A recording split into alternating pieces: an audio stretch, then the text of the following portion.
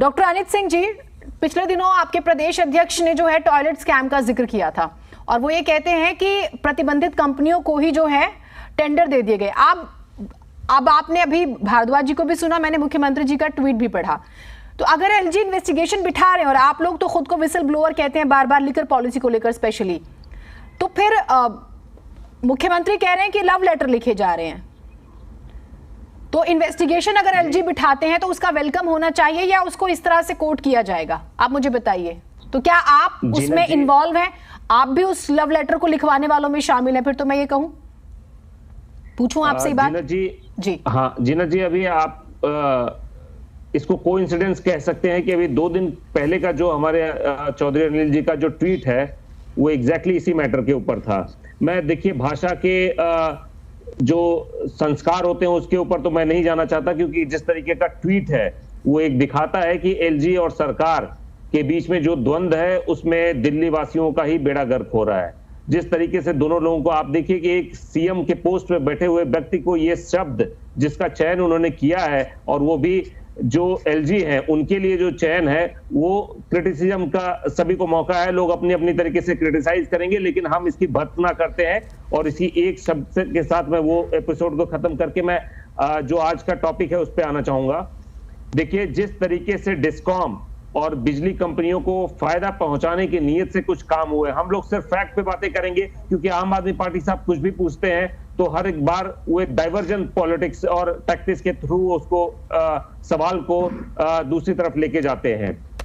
मैं यहाँ पे पूछना चाहूंगा कि जिस तरीके से डिस्कॉम और इलेक्ट्रिसिटी डिपार्टमेंट को हैंडल किया जा रहा है उसमें सरकार का क्या इन्वॉल्वमेंट है और सरकार के कौन लोग उसमें जिम्मेदार हैं, उसका जवाब दें। और उसके बाद वो लोग किसी भी सवाल का मूलभूत जो जवाब चाहते हैं एलजी के थ्रू वो मांग सकते हैं। वो उनका प्रोगेटिव है, वो उनका दायरा है, वो पूछें। एलजी से आप कोई भी सवाल पूछ सकते हैं जो उनके दायरे में आता है, चाहे आप लॉ एंड ऑर्डर के बारे में पूछना चाहते हैं, एमसीडी के बारे में पूछना चाहते हैं, डीडीए के बारे में पूछना चाहते हैं। लेकिन अभी जो फैक्ट ऑफ द मैटर अभी ये है कि जो इलेक्ट्रिसिटी डिपार्टमेंट है दिल्ली गवर्नमेंट का, उसमें अगर कोई करप्शन है या नहीं है। मैं सवाल पूछना चाहूंगा। बकायदा बिजली सब्सिडी को लेकर जो मामला सामने आया था उस पर भी मैंने डिबेट की थी, परसों की ही बात है, बहुत ज्यादा पुरानी बात नहीं है। मैं जो आपसे समझना चाह रही हूँ सर, अगर मैं पर्टिकुलर कथित सभी घोटालों पे जाऊंगी तो बहुत ज्यादा समय हो जाएगा।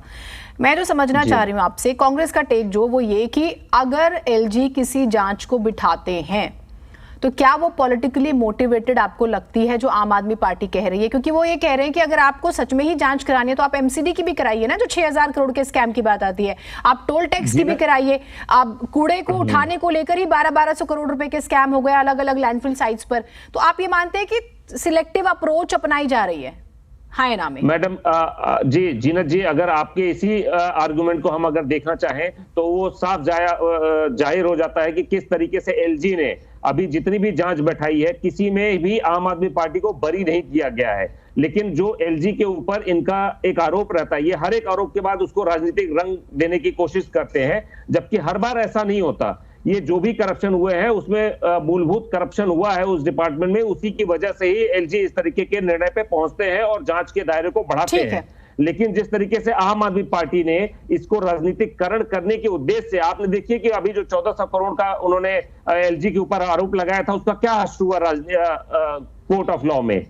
हमें यह समझना पड़ेगा कि राजनीति की इसके शिकार कौन है या कौन राजनीति करना चाह रहा है। एलजी को राजनीति से क्या मतलब है अगर हम प्राइमा फेसी देखें, लेकिन हाँ वो टूल बन के काम कर सकते हैं, इससे हम इनकार नहीं करते हैं। लेकिन जो कुछ मैटर में उनको इस तरीके से बनाया जा रहा है, शुभेंदु शेखर जी, ठीक है सर।